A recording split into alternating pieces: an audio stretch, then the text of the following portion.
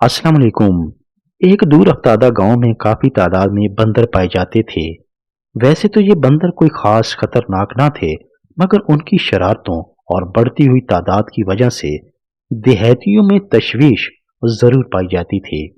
एक रोज गांव में एक अजनबी शख्स दाखिल हुआ और उसने ऐलान करवाया कि वो गांव वालों को शरारती बंदरों से निजात दिलाने आया है और इन बंदरों का खरीदार है।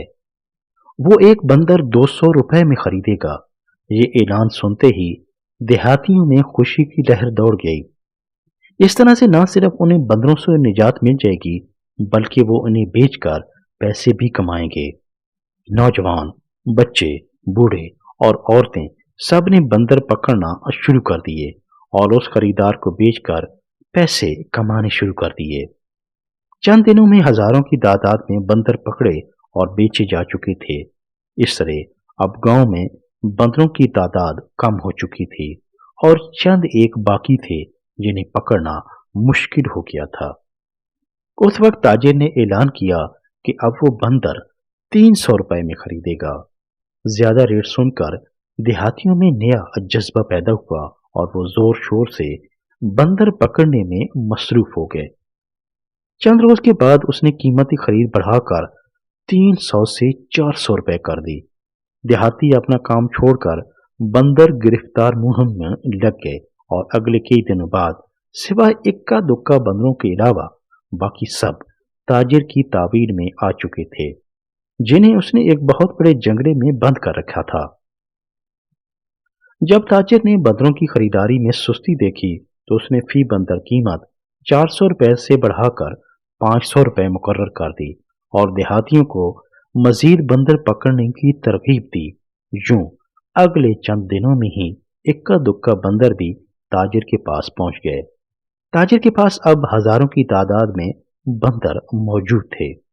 एक रोज अलग सुबह ताजिर कहीं जाने लगा तो देहातियों के पूछने पर उसने बताया, चूंकि इस गांव से सारे बंदर पकड़े जा चुके हैं, इसलिए अब दूसरे गांव जा रहा हूं ताकि वहां से भी बंदर खरीद सकूं और फिर इन सबको इकट्ठे बैरून मुल्क भिजवा दूंगा। वहां से इन बंदरों की बहुत डिमांड है और चूंकि इनकी मतलूबा तादाद मैंने बहुत जल्द पूरी करके देनी है, लिहाजा अब मैं एक बंदर 1000 रुपए का खरीदूंगा। अगर तुम लोगों को मजीद बंदर मिल जाएं तो चंद दिनों बाद अगले गांव में आकर मुझे बेच देना। इतना कहकर वो ताजिर तो चला गया, मगर गांव में खलबली मच गई कि एक बंदर की कीमत बढ़कर अब 1000 रुपए हो चुकी है। वो इर्द गिर्द जंगलों में घूमे, मगर उन्हें कहीं बंदर नजर न आए, क्योंकि वो तो ताजिर पहले ही खरीद चुका था। अब गांव वाले अफसोस करने लगे कि पहले इतने सस्ते क्यों बेच दिए। वो इसी इस्तराब में थे कि अगले दिन उस ताजिर के साथी ने, जो उन खरीद किए गए बंदरों की निगरानी पर मामूर था, उसने गांव के चंद करीबी जानने वाले लोगों को एक अजीब पेशकश कर दी। उसने राजदारी से कहा कि वो उससे 700 रुपए में बंदर खरीद कर अगले गांव में जाकर उस ताजिर को 1000 रुपए में बेचकर खातिर खा का मुनाफा कमा लें।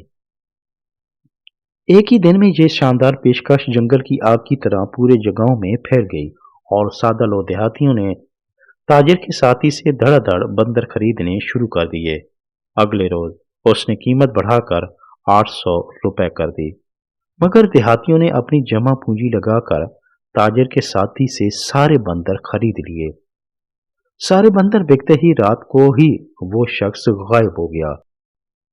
गांव वाले बंदरों को लिए जब अगले गांव में पहुंचे जहां का उस ताजिर ने बताया था, तो लोग ये देखकर हैरान रह गए कि वहां उस ताजिर का नाम व निशान भी नहीं था।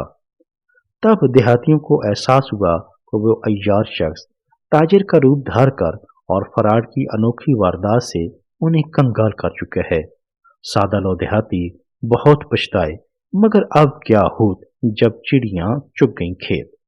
अब गांव में पहले की तरह बंदरों की बहुतात हो गई, जबकि बेचारे देहातियों के घर उजड़ गए।